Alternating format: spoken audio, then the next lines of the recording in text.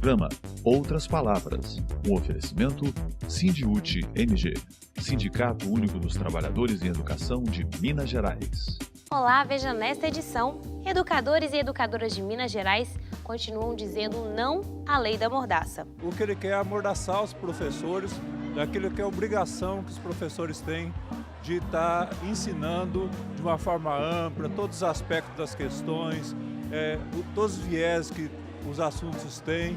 Por que a luta contra a reforma da Previdência não pode parar? Estão propondo uma mudança que vai afetar a vida da classe trabalhadora de maneira, eu diria, dura e tão forte, tão intensa, sem que a população brasileira saiba exatamente o que está sendo negociado. A educação segue firme na luta. O que essa BNCC vem fazer é lacunar, é aumentar mais ainda a situação de desigualdade social que a gente tem nesse país. Essa base nacional comum curricular está sendo imposta, de cima para baixo, sem levar em consideração o acúmulo histórico aí das nossas conferências, das nossas discussões entre os educadores em todo o país, e nós discordamos, da forma que vem sendo tentada implementar. Por isso, a importância de a gente estar fazendo esse debate para discutir qual educação nós queremos. Escola sem partido é o fim. Educadores e educadoras de Minas Gerais continuam dizendo não à lei da mordaça. Não deixe que desrespeitem a sua professora. O apelo está nas peças de uma campanha de conscientização e de diálogo do Sindiúti com a sociedade sobre os aspectos negativos do projeto Escola Sem Partido, que está em tramitação no Congresso Nacional e é defendido por uma ala conservadora de parlamentares. Acompanhe a repercussão desse projeto junto aos profissionais da educação. O projeto Escola Sem Partido é uma coisa absolutamente sem sentido, porque de sem partido ele não tem nada, é um projeto que puxa a brasa para uma coisa só e o que ele quer é amordaçar os professores daquilo que é obrigação que os professores têm de estar ensinando de uma forma ampla todos os aspectos das questões, todos os viés que os assuntos têm. E a Escola Sem Partido, esse projeto, quer limitar o que o professor fala na sala de aula. Ele não tem sentido algum, é absolutamente inconstitucional, a Constituição mostra que ele não tem razão de ser, assim como a LDB mostra que ele não tem razão de ser. Olha, a Escola Sem Partido é uma coisa que vai nos enfiar a goela abaixo e não podemos aceitar, em hipótese alguma. Escola é discussão. A escola, o aprendizado passa pela política, sim.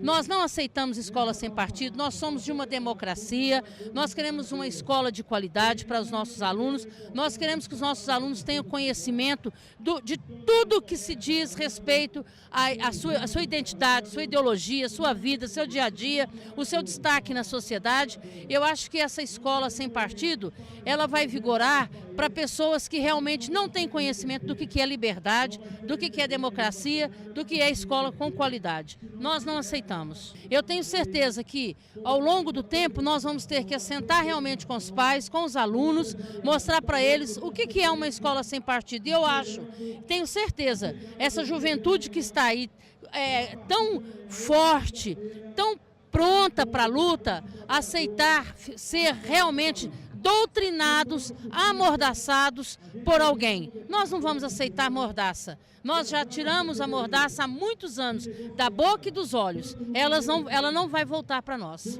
Primeiro, ela é uma ameaça à nossa autonomia, enquanto profissão.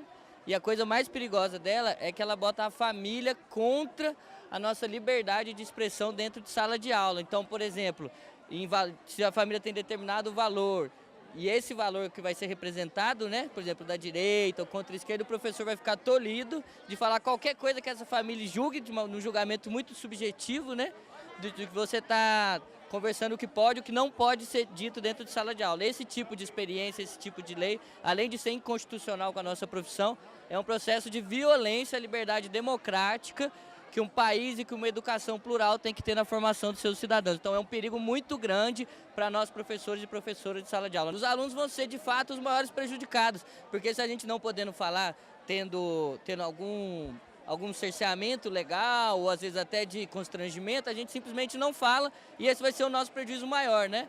Agora o aluno vai ser muito pior porque ele não vai ter uma pluralidade democrática na sua formação, ele não vai nem saber dessas versões, dessa expectativa, né? Isso é uma violência sem tamanho com o processo das formações das novas gerações que esse país virá a ter.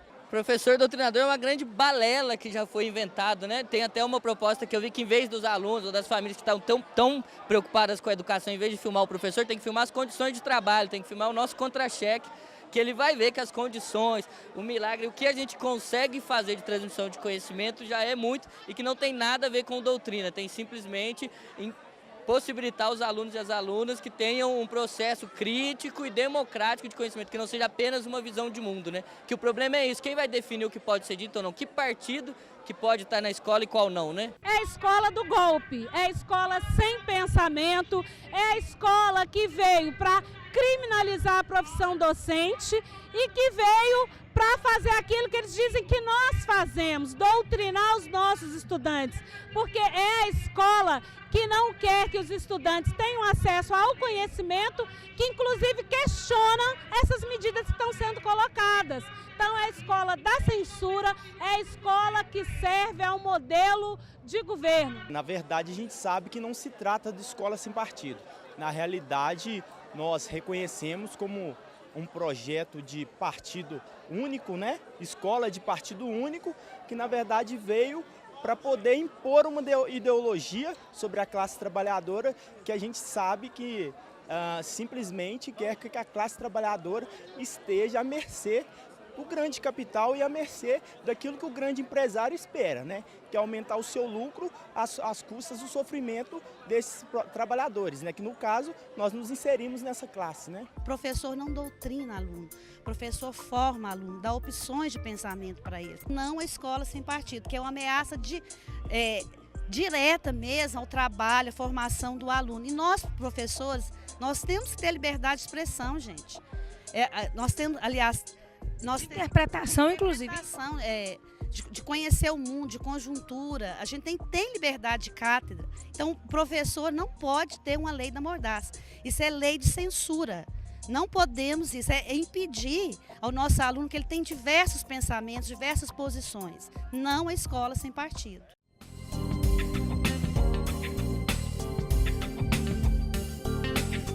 A escola sem partido, ela retira toda a possibilidade do negro, não negro, indígena, as nossas religiosidades ter acesso. O professor não vai poder falar, é a lei do silêncio, a lei da mordaça. Isso está circulando, tramitando no Congresso.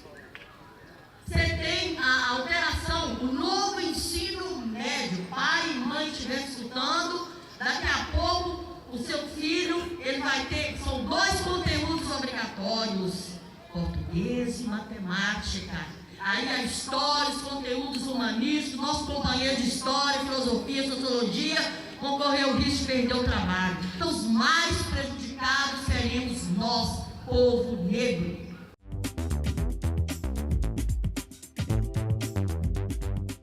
Choque de realidade. Democracia e representatividade. A mulher no espaço de poder. Que lutas elas precisam travar neste momento e que debate deve ser pautado, especialmente as mulheres negras e LGBTs. Durante a audiência pública promovida pelas Comissões de Direitos Humanos e Participação Popular, Eliane Dias, da Rede Nacional de Negras e Negros LGBT, falou da violência às mulheres e combateu a intolerância LGBTfóbica.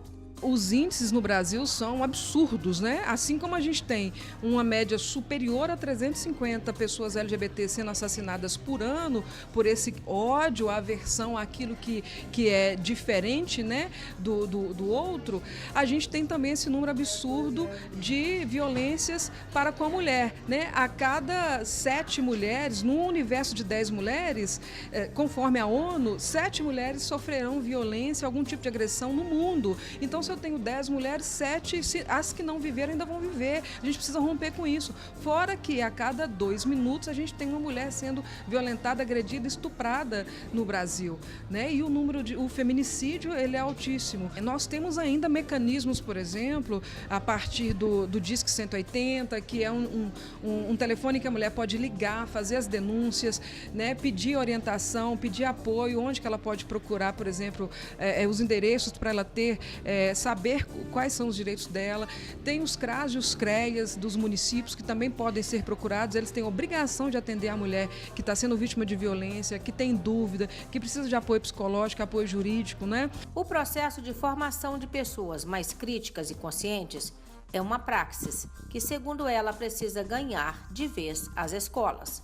Entrar nessas comunidades, ajudar na formação do pensamento crítico dos jovens, dos estudantes, fazer capacitações, levar as temáticas da transversalidade das políticas e a importância de perceber os indivíduos como de fato eles são, sem esse padrão heteronormativo, é muito importante. A oportunidade que a gente tem de formar, de ajudar num processo de formação de pessoas mais pensantes, mais críticas, e que consigam, de alguma forma, avaliar o cenário que a gente vive hoje é muito importante. E a escola realmente é o lugar que a gente tem que ir, com todas as articulações dos fundamentalistas, dos reacionários, para que a gente não entre, a gente precisa continuar resistindo e tentar entrar, sim, porque as comunidades escolares têm ali não só as pessoas que vão ser o futuro do Brasil, mas as pessoas que vão ajudar a romper e a barrar totalmente com o racismo, com as LGBT-fobias, né, com as violências contra as mulheres. Esses cidadãos que vão agora criar um mundo diferente, está nesses espaços todos, está nas escolas particulares e está principalmente nas escolas públicas, né? Eliane Dias diz que a luta não pode parar e que o debate do lugar da mulher precisa estar no foco das atenções. A gente precisa continuar debatendo a partir do movimento organizado de mulheres, a partir do movimento feminista, a partir dos grupos das igrejas, nas comunidades, nas associações comunitárias, nos grupos escolares, nos sindicatos. A gente precisa continuar discutindo o lugar da mulher, o lugar da mulher negra nessa sociedade, e o lugar dessa população negra LGBT também que não é reconhecida, né? Além de debater, além de fazer esse debate, fazer controle social, que é ir nas câmaras, que é ir nas assembleias, até o Poder Executivo, fazer o controle, verificar o que está acontecendo, o que tem de recurso para a gente, o que está acontecendo, o que foi executado, o que não foi. A gente precisa assumir esse lugar, a gente precisa sair da frente, né, das TVs, sair da frente dos computadores e vir para a rua. O professor Gurgel Ribeiro da Silva, da subsede do Sindiúti em Betim, falou das dificuldades do momento atual. Ele criticou a criminalização do profissional da educação pelo projeto Escola Sem Partido. No momento em que nós estamos vivendo, ela é de extrema importância por colocar a temática LGBT no contexto das Assembleias Legislativas e na conquista de direitos e na denúncia de violência sofrida por esse setor da sociedade. Já tivemos muitos avanços, só que nos últimos 3 anos nós estamos vivendo um retrocesso nas pautas nacionais, com propostas fundamentalistas, discriminatórias, levando essa comunidade a sempre ter que se organizar mais, porque o momento ele é difícil e necessita de mobilização. O professor lembra que nesse cenário de discriminação e de LGBTfobia, o projeto Escola Sem Partido tem cumprido um papel de criminalização do professor e da professora. O movimento da Escola Sem Partido, ela vem na tentativa de criminalizar a atuação do professor. Eles dizem que nós somos doutrinadores e que nós determinamos, que somos nós que determinamos a sexualidade das crianças. Esse movimento, ele a cada dia está mais próximo da escola e por isso também a necessidade da mobilização e de combate a esse tipo de ideia no interior das escolas mineiras. Quem luta, educa. Porque a luta contra a reforma da Previdência não pode parar. Enquanto o governo Michel Temer continua a fazer suas apostas e os seus lances para seguir com a reforma da Previdência em curso no Congresso Nacional, em Minas Gerais, a CUT e o Sindiúti têm pautado o assunto. O técnico do DIEESE, na subseção da CUT Minas, Frederico Melo, tem participado desses encontros. Segundo ele, os impactos da reforma da Previdência para o segmento educacional são imensos. Na verdade, a educação, e particularmente a educação pública, está sendo infestada de tentativas de mudança. Algumas das mudanças já foram, inclusive, aprovadas. Então, existem mudanças do conteúdo da atividade docente e educacional em geral, existem mudanças das relações de trabalho, mudanças das condições de aposentadoria, e algumas dessas medidas promovem uma piora das perspectivas de futuro da nação brasileira. Por exemplo, as mudanças nas relações de trabalho, as mudanças previdenciárias e a diminuição do escopo do ensino público pioram as condições futuras do país. Frederico Melo, durante o Conselho Geral do Sindiúti, disse que neste momento é até difícil falar do assunto, porque o governo Michel Temer tem usado uma estratégia de não trazer o assunto à tona. Neste momento, não tem um documento oficial sobre qual é a proposta de reforma da Previdência. E um outro complicador é que as notícias mais recentes do governo já falam numa outra proposta. Isso significa que eles estão propondo uma mudança que vai afetar a vida da classe trabalhadora de maneira eu diria, dura e tão forte, tão intensa, sem que a população brasileira saiba exatamente o que está sendo negociado. Então a população brasileira não está informada do que está sendo negociado para a sua vida no futuro, para a sua vida de trabalhador ou de trabalhadora aposentado, aposentada. E uma outra conclusão que a gente tem é que essa intensidade das negociações do governo, e o governo agora está falando numa outra proposta, tem gente que fala que não vai mais aprovar a reforma da Previdência, tem gente que fala que vai ser apresentada uma nova versão e que vai sim entrar em votação. Então a gente está nesse cenário ainda de grande incertidão, em que de um lado o governo está apostando suas últimas fichas na aprovação de alguma mudança na Previdência, mas, por outro lado, a gente também recebe sinais de que ele está tendo dificuldade de fazer isso. A reforma da Previdência é um assunto que continua na pauta dos profissionais da educação. O que a categoria, principalmente auxiliares de serviço da educação básica, podem fazer para ajudar, de uma forma geral, a sociedade nessa luta, Fred? Olha, para esse segmento da categoria em específico, eu não tenho, infelizmente, boas notícias, porque esse segmento será muito afetado pela combinação da reforma trabalhista, que já foi aprovada, e a possível reforma da Previdência. A reforma trabalhista trouxe para esse segmento maiores dificuldades em termos de aumento da rotatividade, aumento dos contratos precários, aumento do tempo fora do serviço. Então, esse segmento muito possivelmente terá mais dificuldade de completar o tempo mínimo para conseguir se aposentar. Então, mesmo mantendo as regras atuais da Previdência Social, esse segmento poderá já encontrar dificuldades como decorrência da reforma trabalhista já implantada. E se a reforma da Previdência for também aprovada, isso aumentará ainda mais a dificuldade para esse segmento de classe. Então, é lutar, não resta outra alternativa. Na verdade, é lutar para impedir a aprovação da reforma da Previdência e para reverter, ou pelo menos minimizar, os efeitos deletérios da reforma trabalhista já aprovada.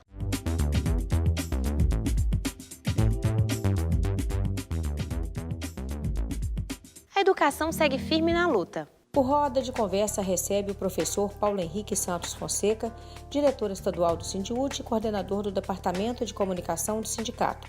a jornalista Rafaela Dota, do jornal Brasil de Fato, e a professora da UFMG, Analise Silva, coordenadora do Fórum Mineiro da EJA, Educação de Jovens e Adultos, para falar sobre a BNCC, Base Nacional Comum Curricular. Analise, o que é a Base Comum Nacional Curricular? A Base Nacional Comum Curricular é uma proposta que está colocada a partir do que vem trazendo a LDB e do que vem trazendo o Plano Nacional de Educação. Portanto, não é algo que surge de agora. Discutir currículo é sempre uma disputa de ideias, de concepções, de se pensar o que é que deve conter este currículo, qual que deve ser a extensão dele, quais ênfases, quais disciplinas, quais conhecimentos devem ser reconhecidos e quais conhecimentos devem ser secundarizados. Então, quando a gente fala de Base Nacional Comum Curricular, nós estamos falando de uma coisa que está prevista em lei e que, de acordo com o próprio Plano Nacional de Educação, precisa ser construída a partir da participação ampla da população, já que nós estamos falando de um direito previsto na Constituição Federal, que é o direito à educação. Essa Base Nacional Comum Curricular está sendo imposta, né, de cima para baixo, sem levar em consideração o acúmulo histórico aí das nossas conferências, né, das nossas discussões entre os educadores em todo o país, né, e nós discordamos, né, da forma que vem sendo tentado implementar. Por isso, né, a importância de hoje a gente está fazendo esse debate, né, com a sociedade para discutir qual educação nós queremos. Eu queria que você, uma professora com o gabarito que tem, de quase 30 anos na escola básica, no chão da escola lá, formando nossos filhos, como é que é isso? É importante o português e a matemática somente? Primeiro, pensar a questão de que o que é fundamental é o português e a matemática é algo que coloca a discussão num patamar de pensar uma escola para pobres e uma escola para ricos. Por que isso? Porque quem de nós nunca ouviu alguém dizer assim: não precisa aprofundar na matemática porque esse menino vai ser cobrador de ônibus. Ou não precisa aprofundar no português, porque esta menina vai ser empregada doméstica. É daí que vem a ideia de que o português e a matemática são o suficiente. E mesmo assim é fundamental a gente conseguir compreender, pensar mesmo, né? O que vai ficar de fora? O que não vai ser trabalhado, inclusive no português e na matemática? Como você mesma já disse, Vera, o quantitativo de horas, ele é reduzido. Então, o que fica de fora da língua portuguesa? Pergunta, né? O que fica de fora de matemática? O que se está considerando que não é fundamental, que não é conhecimento que foi construído pelo ser humano até aqui, por meio da ciência, e que as nossas crianças, nossos adolescentes, nossos jovens, nossos adultos, nossos idosos não vão precisar deste conhecimento. Quem é que define isso? Quem é que define quem vai precisar de qual conhecimento? Os meus filhos podem estudar numa escola privada e mesmo se essa escola privada estiver trabalhando com eles português e matemática, eu posso colocá-los no cursinho de inglês. Eu posso colocá-los no curso técnico. Só que o filho do trabalhador assalariado não vai ter essa condição.